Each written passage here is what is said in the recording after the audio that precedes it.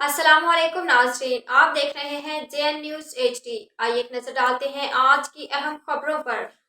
خبر شامل کرتے ہیں گجرانوالہ سے ہمارے نمائندے عبدالجبار انصاری کی رپورٹ کے مطابق دعوت اسلامی کے زیر اہتمام جامع مسجد فیض مدینہ کاموکی میں عظیم الشان نیک اعمال اجتماع کا انعقاد کیا گیا، جس میں خصوصی بیان مرکزی مجلس کے رکن مولانا محمد اظہر اطاری دامت برکاتہم نے فرمایا۔ اس موقع پر ڈسٹرکٹ نگران محمد یعقوب اطاری، تحصیل نگران محمد سلمان اطاری، ڈسٹرکٹ ذمہ دار میڈیا ڈپارٹمنٹ محمد وقار سرویہ اطاری، حاجی ظفر اطاری سمیت دیگر عاشقان رسول صلی اللہ علیہ وآلہ وسلم نے شرکت فرمائی۔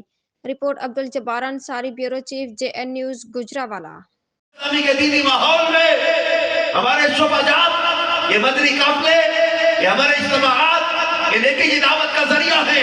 ہمارا شعبہ اصلاح اعمال، اس کے تحت جو اصلاح اعمال اجتماع ہوتے ہیں، یہ تقویٰ اور پرہیزگاری بڑھانے کا ذریعہ ہے۔